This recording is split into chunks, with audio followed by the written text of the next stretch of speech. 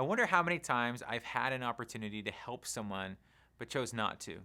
I've driven by people's whose cars on the side of the road broken down, but I didn't stop. I've known elderly people in my neighborhood who needed a lawn mowed, but I didn't offer to help. I've heard of kids who didn't have school supplies for school or toys for Christmas, but I didn't help. Look, I'm sure we can all relate. We've all passed by someone who needed help at one point or another for all different reasons. Junior high students, we all know the social status of each table in the lunchroom. We can pick out the popular table, the skater table, smart table, and the off by themselves table.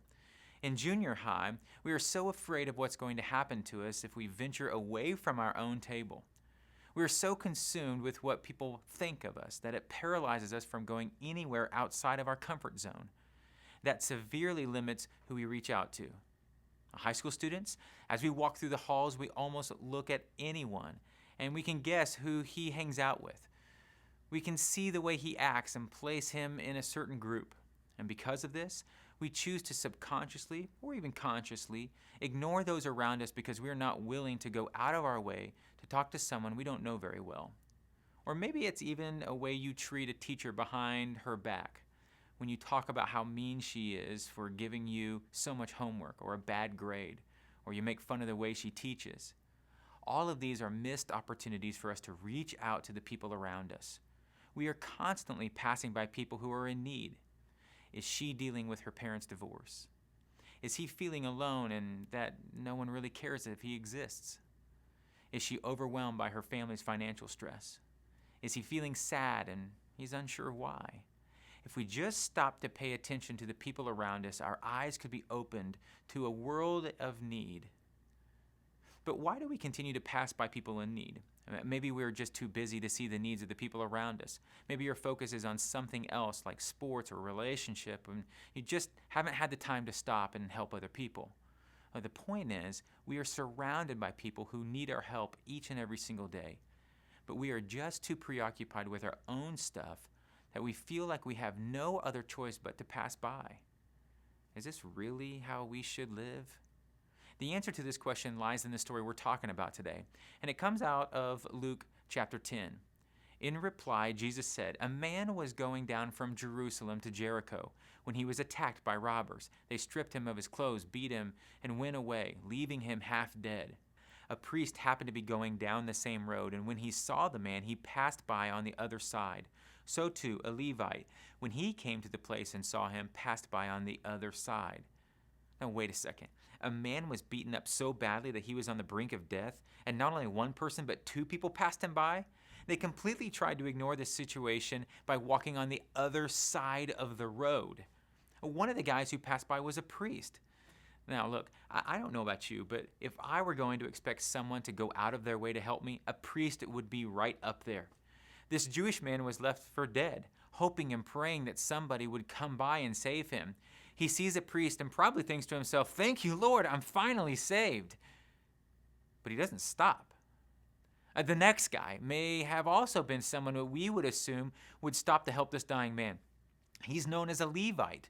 A Levite was a worker in the temple or the local church who was looked upon as an outstanding person of society. We would probably compare that person to a StuCo leader. So why would these two people completely pass the Samaritan by? I mean, look, they're supposed to be the people that are going to help people in need, not walk on the other side of the road. Well, during this time period, if someone were to touch a person who was near death, much like this Jewish man, they would be considered unclean. And to be unclean was a huge deal. It would probably mean much like they wouldn't be able to do their jobs, and they would be banished from the places that they were living until they went through a purification or cleansing process. So these two guys had an excuse as to why they would not want to help this dying man. But a Samaritan who was on a journey came up to him, and he saw him, and he felt compassion, and he came to him, and he bandaged up his wounds, pouring oil and wine on them.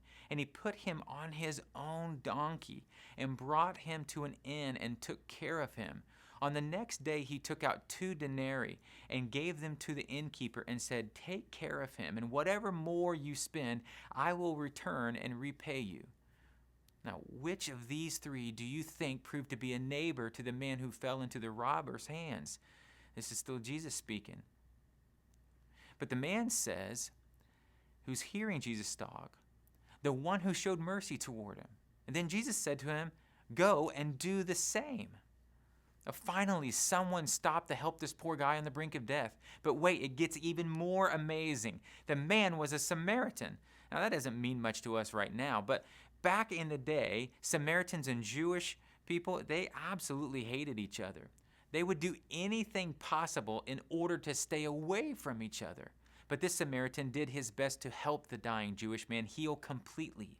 Those hearing Jesus tell the story would be shocked. There's no way a Samaritan would ever be the hero of any story. But here's the point of the story that Jesus tells. The Samaritan didn't go out and help tons of people. He just stopped in the middle of his day to help one person. He wasn't tackling 100, 10, or even 2 different issues. He chose to help one person in need. Oh, why is helping people so hard for us to do sometimes? We know it's good to do, but something is keeping us from taking those necessary steps. Some of us may have a certain prejudice or judgment against people. We all know who fits into what group, and because of that, we choose to stay away from those people. Some of us have the fear of the loss of a certain reputation. You don't know what other people are going to say about you if you take that step. So guess what? You sit back, you play it safe, and you let certain needs go unmet. Well, I still think that there's some of us who have so much going on that you simply don't have the time for anything else. And all of these sound like they're good excuses, but that's exactly what they are. They're just excuses. Helping people doesn't have to be a burden. It can be incredibly easy. And we can all take that one simple step to the one person we notice in need. It can simply be one person that you impact. In Matthew 5, chapter 5, in verse 6, Jesus talks about how we are supposed to desire to help people, not just sit around and let opportunities pass us by. And he says this, "Blessed are those who hunger and thirst for righteousness, for they will be satisfied." Jesus is telling people in the crowd that they need to have a passion for living in the right way.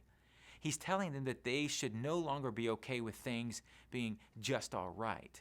Instead, Jesus is telling the crowd that they need to be in a place where they constantly look for opportunities to help people. The encouragement is to get off your donkey and do something. We need to begin seeing people in need. And once we see those needs, we can't just pass by. We need to be like the Samaritan. Get off our donkey and take care of people. Hungering and thirsting for righteousness is essential. We cannot be satisfied with the things of this world that are going without care. We convince ourselves we are always so busy that we can't possibly stop to help someone, but is that really the case?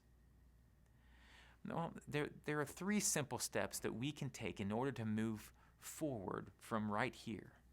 The first step is to see the problem. There are people in need all around us.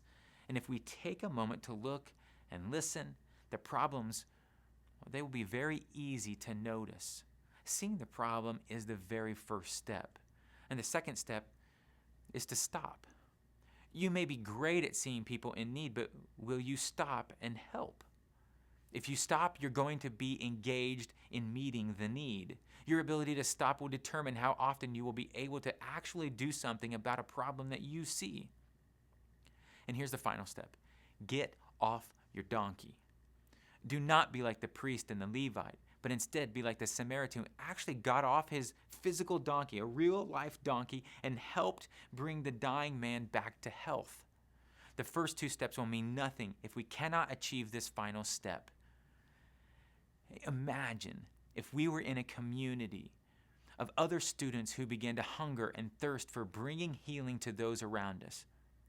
Imagine if we were a community of students who saw the need, stopped, and got off our donkeys.